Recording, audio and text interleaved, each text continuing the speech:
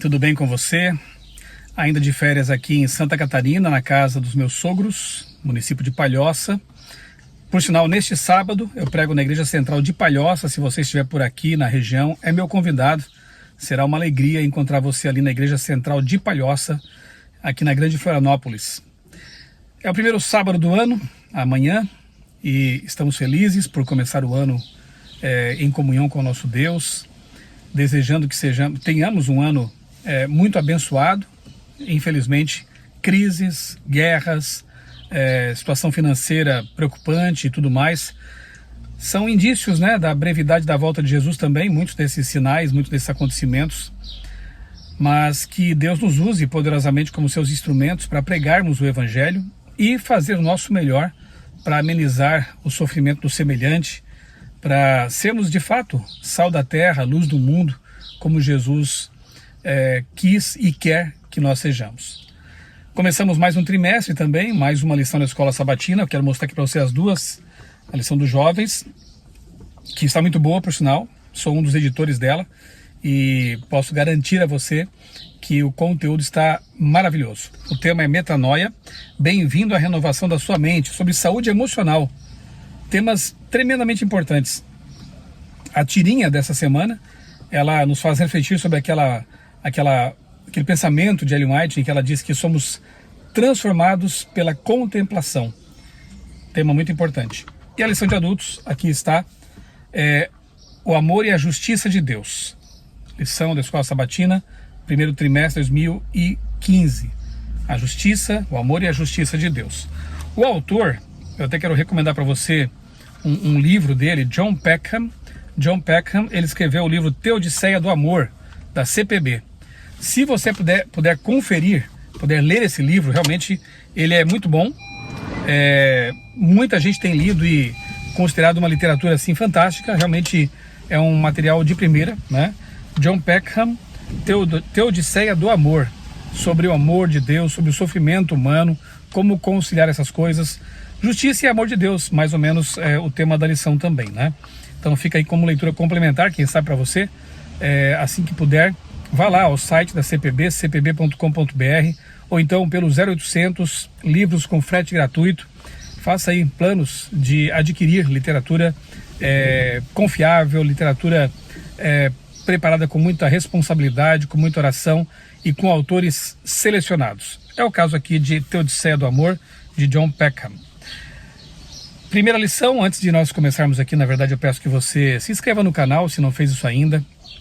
Acione aí o sininho, para receber as notificações de novos conteúdos. Eu posto aqui toda semana a lição da Escola Sabatina e outros vídeos mais, quando apresento algum sermão, alguma palestra em algum local por aí, por esse Brasil. Eu disponibilizo aqui no meu canal também, então tem muita coisa aí que você pode acompanhar. Postei em meu blog outraleitura.com.br um pequeno texto, uma pequena reflexão sobre os 30 anos do meu TCC de jornalismo, que virou o livro A Chegada do Adventismo ao Brasil. Convido você a ler ali esse texto e, se não leu o livro ainda, faça isso. A Chegada do Adventismo ao Brasil, com histórias muito lindas de pioneirismo, de fé, de trabalho para Deus. E em breve, já anunciei isso, eu repito aqui, eu quero fazer uma live sobre os 30 anos de pregação virtual, digital, voluntária que eu tenho feito aqui por meio da internet, com o canal, com os blogs, redes sociais, e tenho novidades que eu vou apresentar oportunamente aí para você que me acompanha, tá bom? Então fique no aguardo aí, tá? E que tenhamos um ano realmente de muitos conteúdos que nos aproximem de Deus, que nos façam pensar melhor a realidade que nos rodeia. Esse é o propósito, Outra leitura, enxergando o mundo com as lentes do cristianismo, para que nós realmente tenhamos uma cosmovisão cristã bem afiada e entendamos a realidade que nos rodeia com a ótica da Bíblia. O tema desta semana, Deus ama com generosidade. Aí está, Deus ama com generosidade.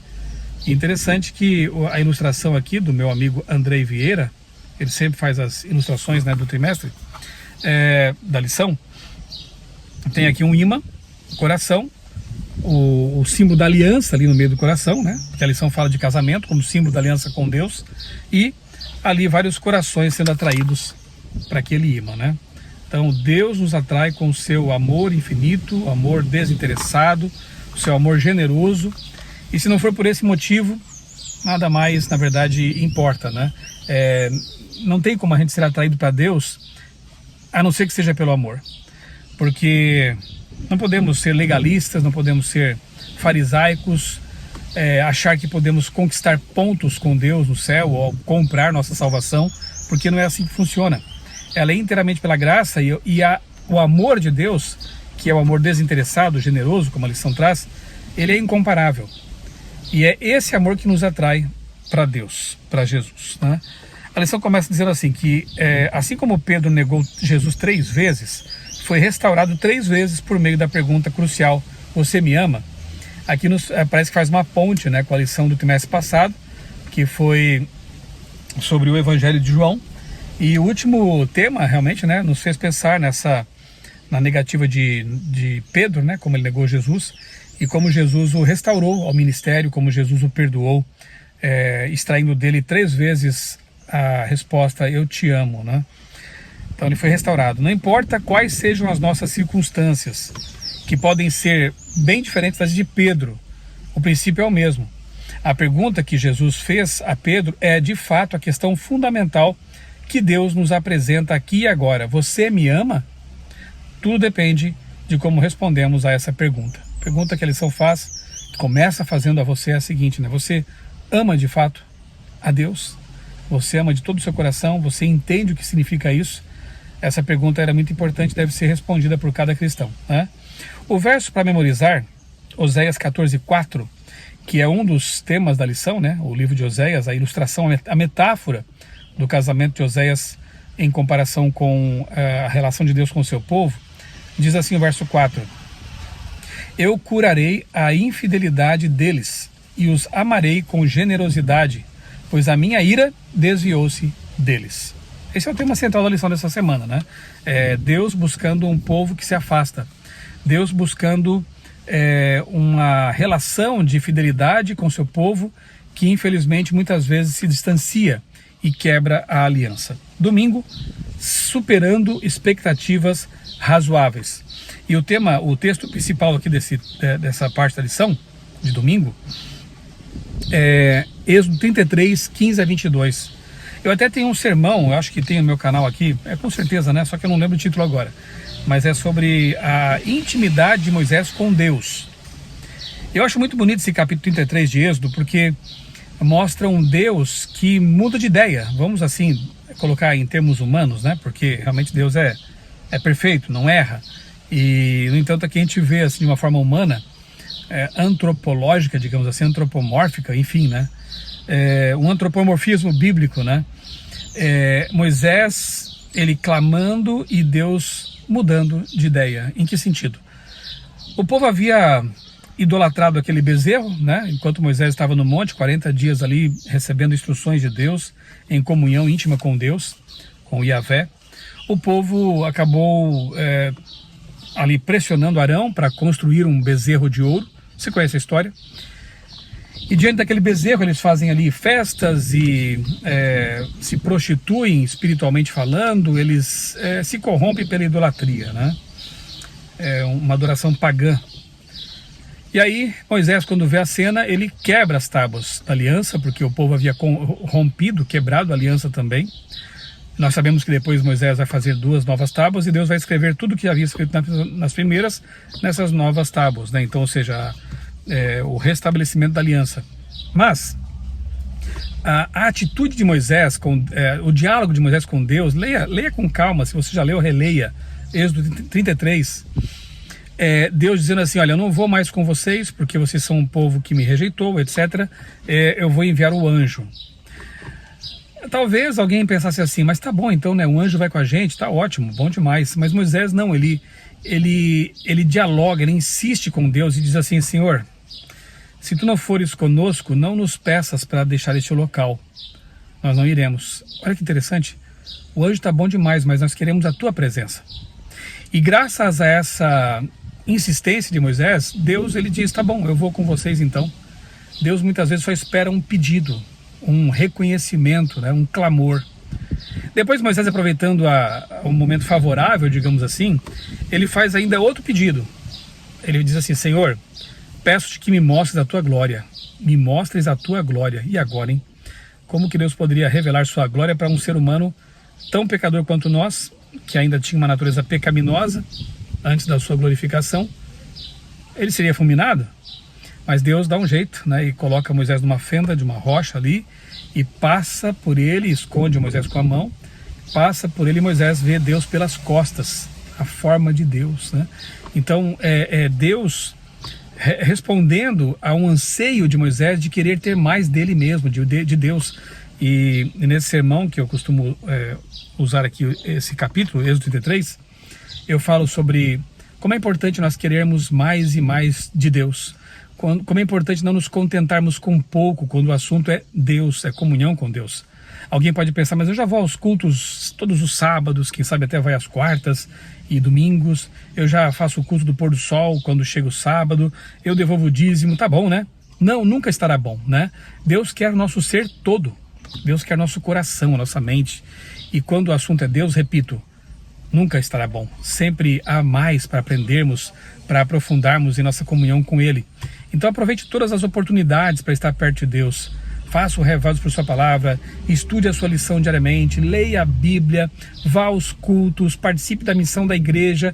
Tudo isso são formas de nós nos aproximarmos de Deus. Ore, converse com Deus o tempo todo. Esteja em comunhão constante com Ele, como diz Paulo, né? Orai sem cessar. É isso, né? Para mim, esse capítulo aqui de Êxodo, ele fala de intimidade com Deus, né? E aqui diz que Deus escolheu voluntariamente continuar no relacionamento de aliança com os israelitas, ainda que fossem indignos das bênçãos da aliança. Eles romperam a aliança, mas Deus voluntariamente escolheu continuar nesse relacionamento com eles. Digamos assim que o ponto principal da lição é justamente esse amor de Deus que escolhe amar voluntariamente, independentemente da resposta do objeto do seu amor. Isso é impressionante, né? Essa não é a forma como o Senhor atua, ao contrário do que dizem algumas interpretações teológicas, segundo as quais ele predestina alguns à perdição eterna. Então, é óbvio, né? Nós não cremos na predestinação segundo os calvinistas, porque nós não podemos aceitar um Deus que escolheria alguns para serem salvos e outros para se perder, né? Não é assim que funciona. O texto diz lá no verso 19 que terei misericórdia de quem eu tiver misericórdia e me compadecerei de quem eu me compadecer. Não é predestinação o que está escrito aqui, né? Porque muitos textos da Bíblia dizem que nós temos que escolher. Por exemplo, quando Josué, diante do povo, ele diz assim: escolham agora a quem vocês querem servir, se ao Deus verdadeiro ou aos deuses, né, dos nossos pais ali, enfim. Então escolha, né? O tempo todo você vê na Bíblia escolha humana, a liberdade do ser humano de escolher, até porque o amor só existe num ambiente em que há liberdade. Nós não poderíamos amar a Deus de forma obrigatória. Aí seríamos robôs, seríamos seres autômatos. Não é assim que funciona. Nós amamos porque somos livres. E Deus quer que nós amemos em plena liberdade, que escolhamos amá-lo, né? É isso aí. Na parte de segunda-feira, aí sim nós vemos aqui a história de Oséias e Gomer. Uma história muito dramática, uma história dura, complicada, até de muitas vezes entender, né? Porque o profeta Oséias, ele ilustra com a própria vida o que Israel muitas vezes fez com Deus. A sua esposa, Gomer, ela traiu Oséias mais de uma vez. Ela foi tirada da prostituição por Oséias, foi protegida por ele, amada por ele, e depois voltou para a prostituição. E Oséias foi atrás dela mais uma vez. Então, é uma história de amor, uma história de perdão, uma história de reconstrução de um relacionamento, e ela ilustra perfeitamente bem, infelizmente, né, essa relação dos israelitas e nossa muitas vezes com Deus, porque sejamos francos, quantas vezes a gente rompe também nossa aliança com Deus, quando escolhemos o pecado, quando nós não fazemos aquilo que é a vontade de Deus. Nós também estamos sendo infiéis, como uma esposa pode ser infiel ao seu marido, né? Outra coisa que para mim aqui é interessante, né, isso lógico não está na lição, mas chama atenção, é que Deus usa o casamento heteromonogâmico como um símbolo da aliança. Ou seja, o casamento heteromonogâmico é importante. a esposa do cordeiro, né, a noiva do cordeiro, é sempre essa relação abençoada do casamento usada para ilustrar essa santidade da aliança e a necessidade de nós sermos fiéis ao nosso Deus. Assim como se espera que um cônjuge seja fiel ao outro, que ele seja fiel aos votos matrimoniais que ele fez no altar por toda a sua vida, que ele alimente o amor e a fidelidade e a dedicação ao seu cônjuge. Espera-se também de nós, porque o símbolo aqui é claro, que nós sejamos fiéis ao nosso Deus, que nós não tenhamos outros deuses, nós não adulteremos espiritualmente falando, e que nós alimentemos essa relação de comunhão com Deus, de amor, o tempo todo com esse nosso Deus, né? Então pense, mais importante do que você casar é permanecer casado, assim como mais importante do que ir a Jesus uma vez é permanecer nele. Tanto é que João capítulo 15, nós estudamos recentemente, ali João ele registra, né, a parábola da videira, e Jesus usa várias vezes a palavra permaneçam, permanecer, permanecei. Então, repito, é muito importante casar-se, mas permanecer casado é ainda mais importante. Renovar constantemente a aliança é muito importante. Após repetidos atos de rebeldia do povo, Deus declarou: eu curarei a infidelidade deles e os amarei com generosidade. Oséias 14:4. A expressão com generosidade ou de boa vontade é uma tradução da palavra hebraica nedabá, que indica aquilo que é oferecido voluntariamente. Essa é a mesma palavra usada para descrever as ofertas voluntárias apresentadas nos rituais do santuário. Assim como Deus espera que nós devolvamos nossos dízimos, que nós doemos nossas ofertas voluntariamente, Ele também espera que nós amemos de boa vontade, né? Assim como Ele também nos ama generosamente ou voluntariamente, né? Não é porque nós fazemos alguma coisa, não é o amor por causa de, é o amor apesar de. Esse é o amor de Deus, né? O povo não merecia o amor de Deus. Eles o rejeitaram, perdendo o direito legítimo a esse amor. Ainda assim, o Senhor continuou a amá-los voluntariamente. Esse é o amor perfeito do nosso Deus. Terça-feira, amor concedido livremente. O Senhor não precisa de nós. Deus não carece de nada, como está em Atos 17:25. O amor de Deus por você e por mim é completamente espontâneo e voluntário. Você já se perguntou também alguma vez por que Deus nos criou? Note que, segundo aqui João 17:24, Jesus diz que Deus o amava, Deus o Pai já o amava desde antes da fundação do mundo, ou seja, a Trindade já existia desde sempre. Esses seres, que Ellen White chama de o trio celestial, né? The Heavenly Trio, os três poderes, né, celestiais, eles são eternos. Deus é eterno. O Pai é eterno, o Filho é eterno, o Espírito Santo é eterno. Repito, os três seres que compõem a Trindade, a divindade triuna.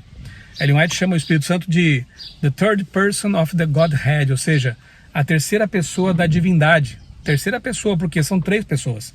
Então, esses três seres divinos existiam desde sempre. A pergunta é, se eles já existiam desde sempre, já se amavam perfeitamente, por que motivo, então, Deus escolheu criar anjos e criar seres humanos? E por que motivo Deus escolheu criar seres livres com o potencial para a desobediência, com o potencial para o pecado, porque são livres? Essa pergunta só pode ser respondida de uma forma: porque Deus ama e faz parte de seu caráter compartilhar a sua existência, o seu amor, o seu poder com esses seres criados. Deus se doa. O amor perfeito, ele é o tipo de amor que tem que ver com doação. Deus, ele então cria para amar e se arrisca a sofrer por causa disso, como de fato ele sofreu e sofrerá até que o mal seja eliminado, até que o pecado seja eliminado. Isso é muito interessante, é uma reflexão profunda e que só pode ser realmente respondida por meio do amor. Aquele que não ama não conhece a Deus, porque Deus é amor. Deus não tem amor só, simplesmente. Deus a essência dele é amor. E o amor, ele se doa, o amor ele compartilha. O amor só existe em comunidade. Por isso que Deus, ele é triuno.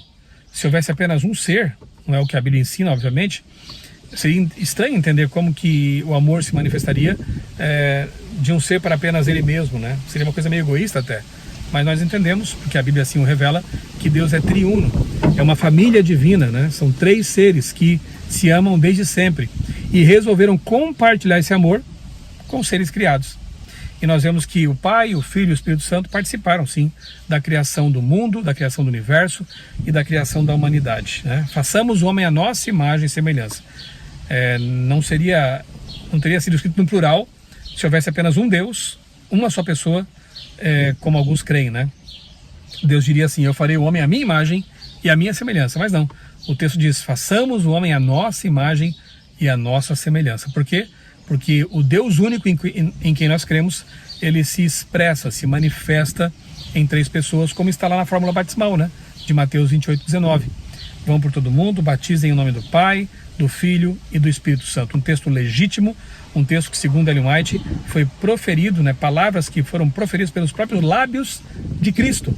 Então, mais autêntico do que isso não tem, né? Então é um texto autêntico que mostra realmente a trindade ali também na fórmula batismal. Deus não precisava de criaturas que fossem objeto de seu amor, mas, em conformidade com seu caráter de amor, ele escolheu criar o mundo e estabelecer um relacionamento de amor com suas criaturas.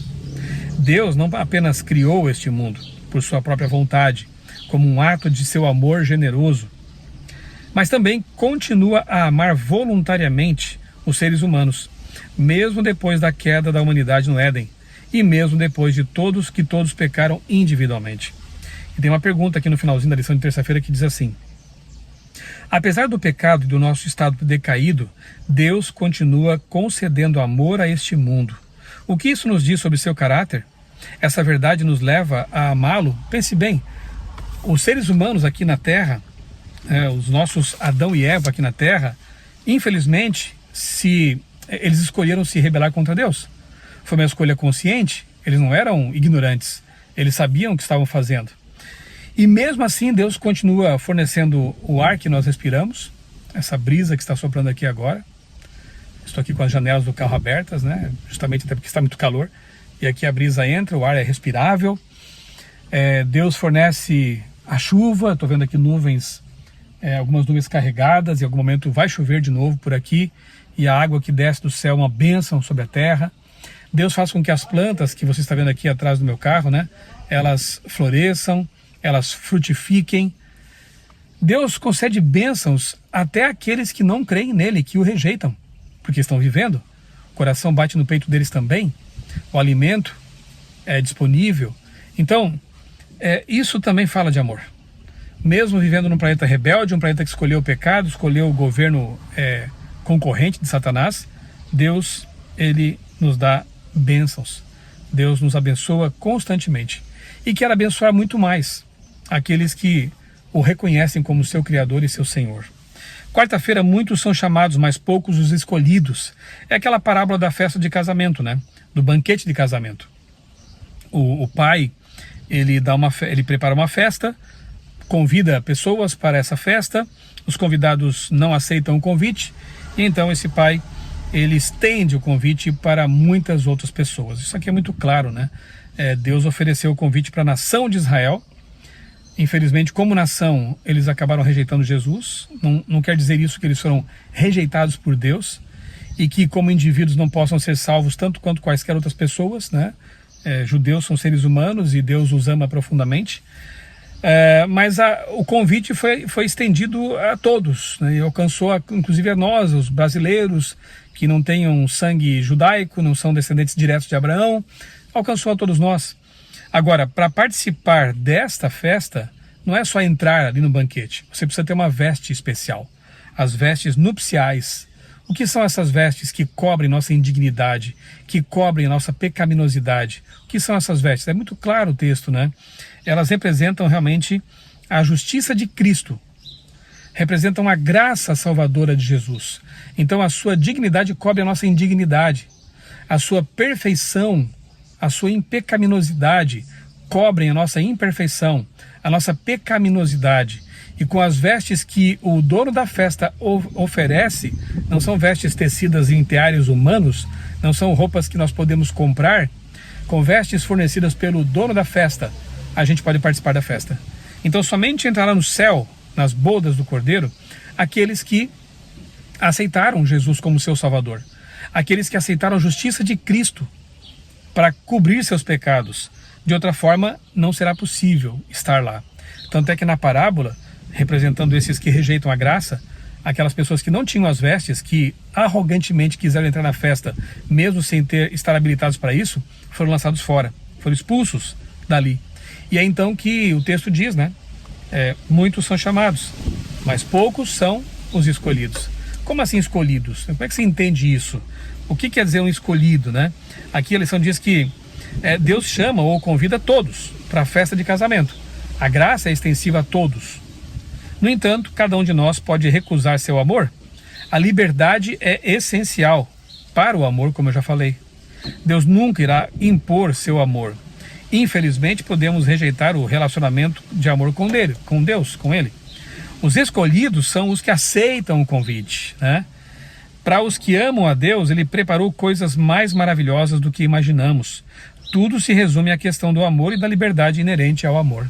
Então, se você quer ser um escolhido para a festa de casamento, aceite Jesus, aceite as vestes da justiça de Deus, da justiça de Cristo, para que você possa então participar da grande festa com Jesus. Outra coisa que eu posso mencionar aqui, e que eu lembrei agora, né, é do texto que diz assim, Jesus disse assim, né, que nem todo que me diz Senhor, Senhor, entrará no reino dos céus, mas aquele que faz a vontade de Deus é que entrará no céu. Como que eu manifesto, como que eu expresso, como que eu deixo claro que eu realmente fui salvo e que eu aceitei Jesus como meu Salvador? Por uma mudança de vida. Então, nós não somos salvos pelas obras, claro que não, mas nós somos salvos para as boas obras. Então, quando eu aceito Jesus como meu Salvador, quando eu sou transformado pelo amor de Deus, naturalmente eu vou praticar as obras que Deus espera que eu pratique. Naturalmente eu vou guardar os mandamentos de Deus. Naturalmente eu serei um servo fiel. Por isso que o texto diz, nem todo que diz que é cristão, ou que fica repetindo Senhor, Senhor, é o que vai entrar nos céus, mas o que faz a vontade de Deus. Aquele que guarda os mandamentos de Deus é que vai entrar no reino dos céus. Porque a guarda dos mandamentos e a prática de boas obras é uma representação clara e inequívoca de que a pessoa foi regenerada, que ela foi salva, que ela foi justificada. Ok? Por isso que Jesus falou assim, né? Se vocês me amam, guardem os meus mandamentos. Uma das maiores provas de amor, tanto para com Deus, quanto para com o cônjuge, quanto para qualquer ser humano, é o respeito que a gente manifesta, né? Fazer a vontade desse ser, especialmente se for Deus, porque Ele é o soberano criador, é o rei do universo. Ser súditos é dizer assim, Senhor, o que queres que eu faça? Como tu queres que eu viva? Quem faz essa pergunta e coloca a sua vida em conformidade com a palavra de Deus, com a ajuda de Deus, com o poder de Deus, ele está mostrando para todos que de fato ele ama de todo o coração esse Deus, ok? Agora, quem diz que o conhece e não guarda seus mandamentos, como disse João, é um mentiroso, não está nele a verdade. Por quê? Como é que eu posso dizer que amo alguém se eu não estou nem aí para a vontade dessa pessoa? Como é que eu posso dizer que amo minha esposa, aqui mal comparando, né, a relação com Deus, mas a Bíblia também faz essas comparações. Há dois textos aqui que falam de casamento, né? Oséias e Gomer, e aqui agora a festa de casamento. Então a comparação vem da Bíblia, né? Como eu posso dizer que eu amo minha esposa se eu faço só coisas que a desagradam? Se eu não estou preocupado com os sentimentos dela, com a vontade dela? Não faz sentido isso, né? E de modo semelhante é com Deus. Como eu posso dizer que amo a Deus se eu não estou preocupado com a vontade de Deus, se eu quero viver do meu jeito? Deus tem que me aceitar como eu sou. Eu louvo a Deus porque Ele não me aceitou como eu era. Porque senão eu não ia querer ser transformado, né? Deus me recebeu como eu era, como eu estava, mas foi me transformando e esse processo continuou por toda a vida. Ele continua me transformando diariamente e eu aceito a interferência dele na minha vida porque eu cedi isso, eu dei essa autorização para Deus. Senhor, muda meu coração, muda minha mente, muda meus pensamentos. Eu entendo que isso é viver o cristianismo verdadeiro, né? Não é dizer assim, Deus tem que me aceitar como eu sou e tem que aceitar as minhas preferências, minhas vontades. Não é assim que funciona. Deus é o Criador, Ele sabe o que é melhor para nós. Então, a decisão mais sábia que eu posso ter, a decisão mais sábia que eu posso tomar, de fato, é a de deixar que Deus dirija a minha vida. Que Ele opere em mim tanto querer quanto realizar segundo a sua boa vontade. Quinta-feira, crucificado por nós. Claro, a cruz é a maior prova concreta, palpável do amor de Deus por nós. Ele morreu por nós antes de nós existirmos, na verdade, né? Cristo foi à cruz por eles e por nós. Que amor incrível! Embora a pena para o pecado seja a morte, Jesus pagou o preço e abriu um caminho para restaurar o relacionamento entre o céu e a terra. Enquanto isso, Ele continua a nos amar, mesmo que não tenha obrigação de fazê-lo, além de seu compromisso voluntário. Assim como não tinha obrigação de nos criar, Ele também não tinha obrigação de nos amar depois que nós nos rebelamos. Mas Deus é amor, a sua essência é o amor, então Ele nos ama de maneira voluntária, de maneira maravilhosa. É aquele texto, né, mais conhecido pelos cristãos, possivelmente, né? Deus amou o mundo de tal maneira. Que maneira foi essa? Que tal maneira foi essa? Que deu o que Ele tinha de mais precioso, seu Filho. Deus deu o céu. Deus se deu por nós, pela nossa salvação. O que de mais precioso Deus poderia ter dado para provar que nos ama de fato, né?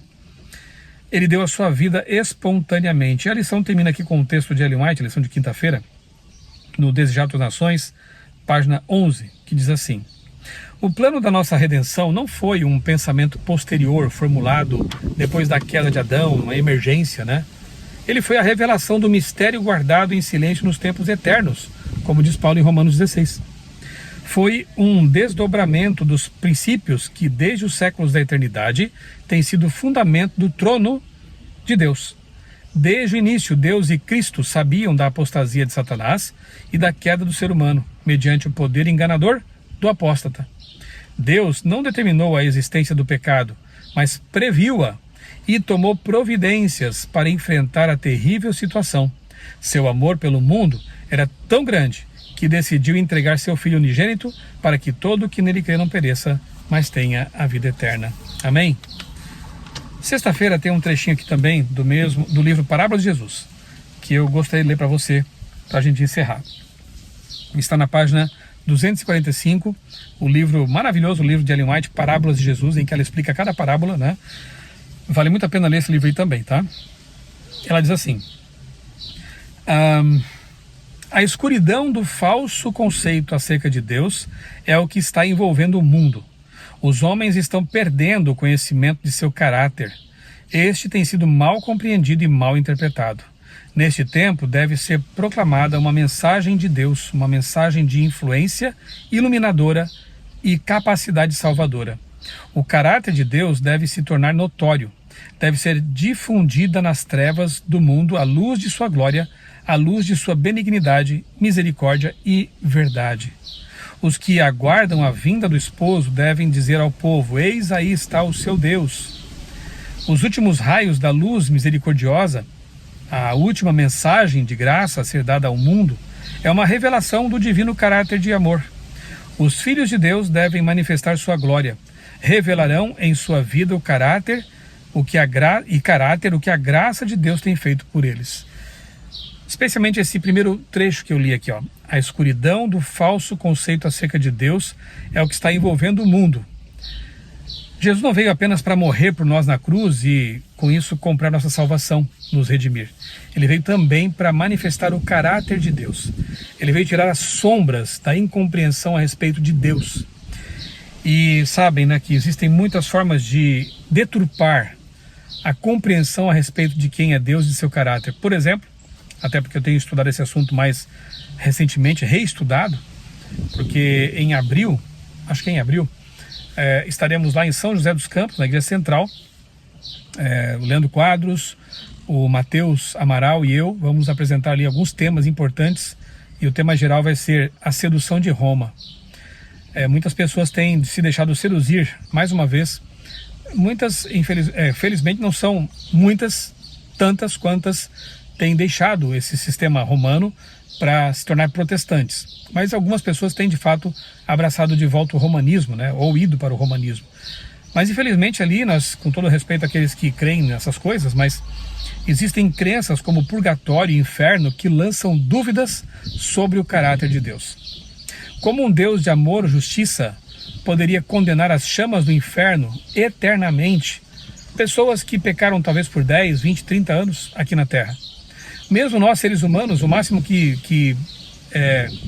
a pena máxima que nós infligimos aqui ou é de morte ou é a prisão perpétua, morreu, acabou. Mas como poderíamos pensar em um Deus que mantém queimando no fogo do inferno? Inclusive Jesus falou que aqueles fogos, né, do inferno, do lago de fogo, eles queimam corpo, alma e espírito, ou seja, isso representa a totalidade do ser. As pessoas que vão queimar no inferno vão queimar completamente, totalmente. Como esse Deus poderia, como um milagre, né, manter vivas pessoas para serem queimadas constantemente sem morrer? Eu tenho sérias dificuldades em aceitar um dogma como esse, porque eu não, de fato não aceito, né? E eu louvo a Deus que quando eu aprendi na Bíblia que na verdade não é assim, eu pude perceber que Deus realmente tem um caráter justo. O oposto de vida é morte eterna. O oposto de vida eterna é morte eterna. A Bíblia diz que os ímpios se farão como cinzas debaixo dos pés dos salvos. A Bíblia diz que o pecado não se levantará a segunda vez. A Bíblia diz em Apocalipse que não haverá mais morte, nem pranto, nem dor, porque as primeiras coisas passaram. Se houvesse um inferno queimando debaixo dos pés dos salvos, lá debaixo da nova terra, né, haveria dor, haveria clamor, haveria choro, ranger de dentes. E como conceber que os salvos estariam felizes ali na nova terra, sabendo que debaixo de seus pés, não sei a quantos quilômetros de profundidade, estariam ali queimando talvez até parentes, amigos que não aceitaram a graça de Cristo? Não seria o céu. Seria terrível isso, né? Não combina com o caráter de Deus. A Bíblia fala de aniquilação. Lá em Judas, na carta de Judas, é dito que os ímpios, né, vão sofrer a pena do fogo eterno como Sodoma e Gomorra. Sodoma e Gomorra não estão queimando mais hoje em dia, né? E ali é dito que sofreram a pena do fogo eterno. O fogo é eterno em consequências. Quem morre ali não volta mais. Não é eterno em duração. Enquanto houver combustível, queima, depois acaba, né? As chamas se apagam e Deus vai recriar a terra após esse fogo purificador consumir os ímpios, Satanás, a própria morte, porque é dito, né, como símbolo dela, é dito que o inferno será lançado no lago de fogo. Olha que interessante, porque é a sepultura, né, o símbolo da morte. E o purgatório também lança dúvidas sobre o caráter de Deus, porque para os católicos o purgatório seria um local intermediário, onde as pessoas que não foram totalmente purificadas de seus pecados terão que passar por um processo purificador no fogo, doloroso, terrível, para poder um dia comparecer perante Deus. Como assim? O perdão de Jesus não é completo? Quando a pessoa se arrepende, pede perdão, ela não é perdoada completamente? É o que a Bíblia ensina. E que Deus é esse que teria que purificar pessoas pelo fogo, teria que puni-las, mesmo estando salvas no purgatório, teria que puni-las para que elas pudessem um dia entrar no céu. Como assim essas pessoas precisarem de que outras orem por elas ou realizem missas, penitências por elas, para encurtar seu tempo no purgatório? E aquelas por quem não se tem orado, porque não recebem orações, não recebem missas, não recebem as indulgências, né, como o Papa concedeu na missa, no dia 24, né, dia de Natal, concedeu indulgência plenária para pessoas, para que elas possam ir diretamente para o céu, né? Isso é lamentável, porque lança dúvidas sobre o caráter de Deus, e é tudo que o diabo quer. Deus é amor, Deus é justiça, Deus é misericordioso, Deus é maravilhoso, e uma vez que Ele perdoa, que Ele perdoe um pecador arrependido de todo o coração, esse perdão, ele é completo. Ele justifica o pecador, e nós somos tidos por santos na Bíblia Sagrada. É dito que aqueles que aceitam Jesus e recebem seus méritos e vestem as vestes, né, de justiça de Cristo, eles são tidos por santos, justos, porque quando Deus olha para eles, Ele vê Jesus neles, não vê a nossa indignidade. Paulo diz que aquilo que é corruptível, nosso corpo mortal, vai ser revestido de incorruptibilidade, e então poderemos contemplar o Deus Santo, porque estaremos já na glória com nossos corpos gloriosos, não mais com natureza pecaminosa. Esse é o claro ensino da Bíblia. E esse ensino mostra como o caráter de Deus é puro, perfeito, santo, justo, bondoso e dono de um amor perfeito. Dono de um amor, como diz a lição, generoso. Deus escolheu nos amar. Sejamos gratos por isso. Vamos orar? Querido Deus, bondoso Pai, muito obrigado, Senhor, por este novo ano. Muito obrigado por essa nova lição que vai nos conduzir por temas tão importantes. Ajuda-nos, Senhor, a ter disposição para estudar Tua Palavra, para orar mais, para estudar a lição da Escola Sabatina, que é uma bênção para nós. Dá-nos a tua paz, Senhor, a paz no nosso coração, apesar das lutas que enfrentamos, das dificuldades que vêm pela frente. Ajuda-nos a confiar em Ti e a pregar o Evangelho. Obrigado, Pai, porque Tu nos amas tão profundamente, porque nos deste Jesus para morrer por nós, porque Tu provas Teu amor para conosco todo o tempo, porque Tu és bom o tempo todo. Nós Te louvamos, Te agradecemos, em nome do Senhor Jesus. Amém. Um abraço para você, Deus abençoe grandemente a sua vida, a sua família, e eu lhe desejo mais uma vez um 2025 muito abençoado. Até o próximo vídeo.